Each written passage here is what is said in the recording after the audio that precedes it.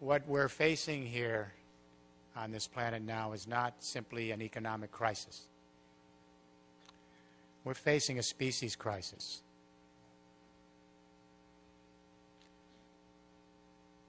This atmosphere on this planet has never experienced more than 250 parts carbon per million in the last 1 million years. All right? Last 1 million years, geological record shows we've never gone over 250 parts carbon per million. Now recall that our species is the youngest species here on the planet. We're the babies. We've been here 175,000 years. Beginning with the industrial age, we began to see the CO2, the industrial-induced methane, the nitrous oxide go up, and we went to 300 parts carbon per million. And then we went to 350 parts carbon per million. Now, let me let you in on a little story.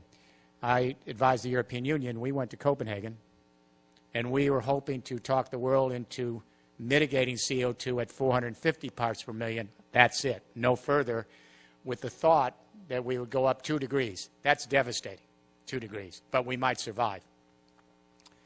Then James Hansen threw us a curve in Brussels. James Hansen is the chief climatologist, as many of you know, for the United States government.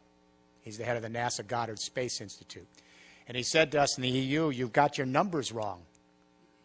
He took a team of scientists down into the oceans. They looked at the geological record, and they said, if we mitigate at 450 parts per million, and no one wants to do that except the EU, we don't go up 2 degrees. And I want every parent in this room to hear this. We go up 6 degrees Celsius in this century, and to paraphrase Dr. Hansen, the end of human civilization as we've come to know it. Last week, the devastating news reported by the scientific community, the current readings in the Arctic, we have now tipped over 400 parts per million, way ahead of schedule on the models. This is devastating. Devastating. We've had 2 events in the last 4 years that I believe signal the beginning of the end game for the great industrial revolutions based on fossil fuels.